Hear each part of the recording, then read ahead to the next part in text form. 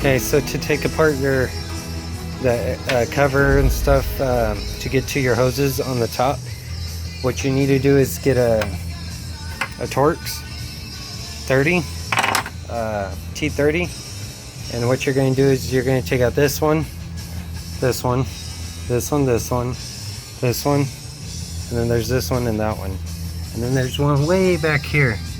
So once you take off all these, you pop off the cover. Then what you're going to do is pull out your wires. So make sure you number them, number the wires, whatever numbers you want, and then number them on the little studs that you pull them off of, so that way you can put them back the same way you take them off. Okay, so once you take off this, these wires, pull them up, pull them out of the grooves. You're going to lift this off, and these little ends right here for your spark plugs, or I mean the ones that go into your distributor cap, these wires, they get pulled off over here, and then you fish them through these holes. Once you pull this cover up, you gotta fish them through these holes. So lift it up, fish them through those holes, and then next what you're gonna do is you're gonna need a 13 with the extension to get way down there, and take off that, take off this cover, take out the battery. And then you're gonna need a number 10 to get this air filter box out. You take off that bolt, then you pull it out this way. Right there, you gotta get that little notch out, little tit.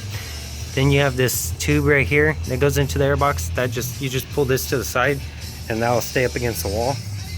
Then you use some water pumps, take this clamp off, slide it over, slide this whole tube out, and you take this, take it off here if you want.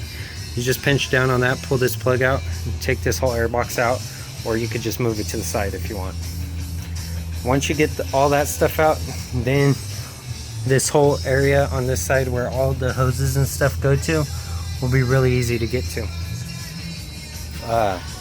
When you do hoses, I can't stress it enough, but if you have the money, replace all the hoses that you see, because it's going to cost a lot, because they sell them in sections. So like you'll get like a little, this is like on the top, but imagine this, but for the radiator. They're bigger, they're a lot bigger than this, but this is the concept. So it comes in like a plastic piece like this, and you'll have like 3 hoses all attached, and that'll cost like 80 bucks. But if you have the money, do it all at once, or you're going to be spending more money and time in having to redo it. And the reason why I tell you this right now is because if you have to redo it, you have to drain out all the fluid, and the fluid's like 12 bucks for some radiator fluid and crap. So make sure that your antifreeze and stuff, you only do it once, so that way you don't spend more money in the long run. Because usually if one hose starts going, or like a crack is in like these little plastic things where the hose is attached to, usually these start rotting out too. So replace as many hoses as you can. You could buy the plastics individually, but I found it's just cheaper to do everything at once. I learned the hard way, don't waste your time. So a brief overview of after you replace all the hoses, after I show you how to replace them, a few other things that I want to bring up or mention if you're having this problem. If you have a problem with the ABS light and brake light coming on, lift off your thing right here, and you'll want to take it in. This is a salvage car, that's how it was bought, so there's problems with this car. But all you gotta do is pull these 3 fuses, let it sit for an hour. Once it sits for an hour, put them back in, and your lights are gone for over a month. So usually about 3 or 4 months they'll last for, and it may come back on. Or if it goes into limp mode, and limp mode is basically your car not going past like 20 miles an hour, and you're out somewhere and you can't get home, pull those 3 fuses or disconnect the battery terminal and let it sit for an hour, and you'll be good to go. If you hear a knocking noise when you rev up your engine, and it's like a ticking noise, and it's like tick tick tick tick tick tick tick tick, and it gets really loud after 2,000 RPMs of just idle and revving it, rev it up to about 2,000. If you hear a ticking noise, and if it increases in sound past 2,000 RPMs, there's I'll just point out throughout the video of where it is, but right underneath here, once you take off this cover, it's on the side, and on this side there's TORXS that are going this way. They may be like a T30 or T25 or something like that. But the whole thing slides out.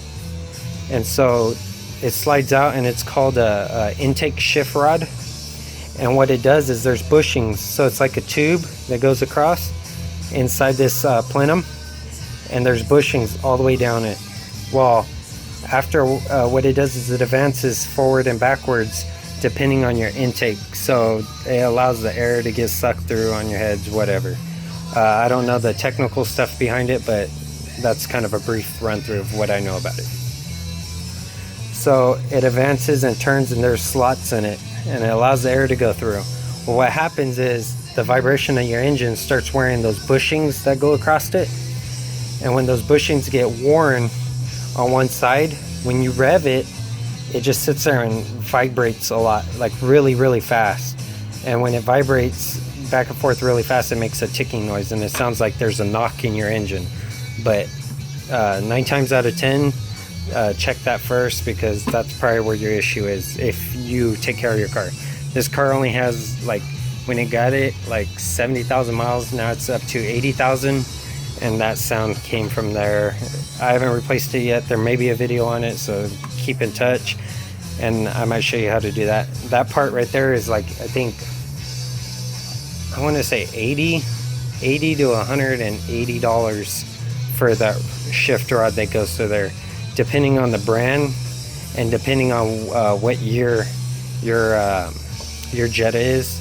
This is a 2002 VR6, but depending on the year, they changed the style of it.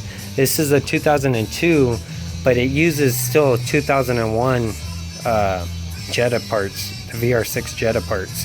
It's weird because the intake tube is actually different from the 2002 later generation. It all has to do with the bushings. The 2002 later model actually has thicker bushings in it. This one has like really, really thin ones, like about that thick. The other one has a little bit thicker ones. Also, the oil filter down below is the older style. So when you go and change your oil, make sure that it's the right oil filter. If you have a 2002 early generation, bring the oil filter with you and match it up, because it may take the older style, which is the 2001 Jetta VR6 one. That's just what I found out when doing or checking these problems out. And basically, I would take apart, if you have another vehicle, take this apart, take all the parts in, and then match them up. That's the best way you're going to get a direct fit. If not, you're going to be shooting in the dark and hoping you get the right one. If you have the borderline year where it could go back and forth between years. I think they were using the rest of the parts on this one, and that's what happened here. So enjoy the video, and let's get to it. Today is a Jetta Vr6 2002, and there's a leak in the system for coolant. I narrowed down the leaks. This is already like my 6th time working on it or so, and each time was a leak. I replaced this hose right here, this connector here, and this hose. I didn't replace those other hoses because they're kind of pricey. I think this one right here was about 70 or 80 bucks for this unit. And the other one, the one that's below this, is about the same price. So I just replaced this one because this plastic piece was cracking inside. So the leak was actually the plastic. These start rotting, and you don't see it on the outside, but they look all okay. And the inside, this whole thing's made out of like a fiber plastic, while the inside after a while starts cracking. This Jetta Vr6 has about, I would say, 80,000 miles on it. They won't sell you an individual hose. If you want an individual hose, you got to order them. So like Napa, O'Reilly, CRAYON, they don't sell individual hoses. They sell the whole complete kit. So it'd be this hose, this plastic, this hose, and this hose, all for around 80 bucks. This hose right here with this plastic and this was 30. This one back here, right there, to it goes down to here. So it's a little short guy, and that one was about 30. So whenever I work on this car, I number the heads for each cylinder, and then I number the wires, and then I number the cap. So that way I know where all these wires go back on here, and then if these accidentally get pulled off, because when you take off the cover, these actually kind of pull up. So to keep everything uniform, just number them. Let me show you what I took out. So I took out the battery, and the battery had right here, it actually had this piece holding the battery. So let's see. So this piece like this holding the battery down. You take this off and the battery comes out. To get that out, you're gonna need a number 13 and a pretty long extension, just so you could get down in there and make it easier to get the battery off. Then you're gonna have to get the airbox cleaner off, which is this, and mine only had one screw right here. This went in there like this, and it bolted there. You're gonna need a number 10 to take this one off. Once you get this off, you can remove it here, but basically it's just a hole, and this little plastic piece slips into it. So what I did was I took some water pumps, grabbed this, squeezed it, slid this off to the side, and pulled this out. Now this comes off. You would need Torx to take these off, and they're the special kind. So if you look, they got the little safety thing in there, so I didn't bother taking this off. You could take it off here at the clip, but I was gonna take this off so that way I could replace that, because sometimes they'll throw a code saying that they'll throw a certain code, which I think moisture is getting on this when it's real cold outside and rainy. So I think this gets a little bit of moisture on the little probe in there, or it could be dirt, but there's a little tiny filament in there.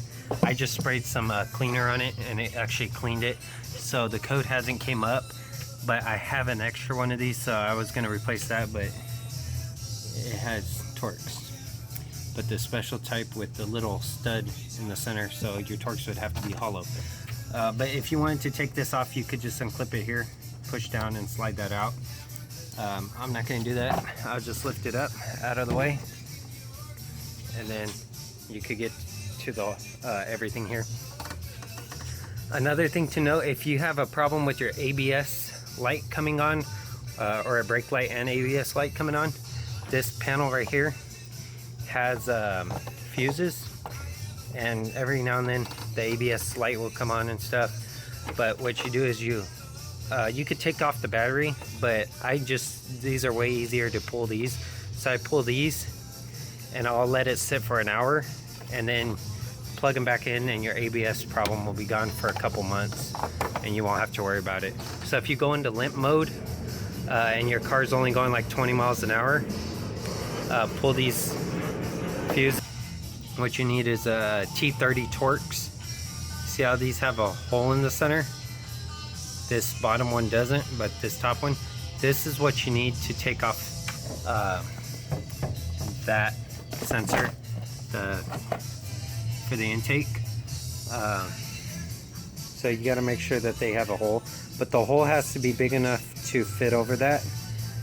These Torx in particular, the hole is actually a little bit too small, so this might be a dealership Torx, so you would have to look into that.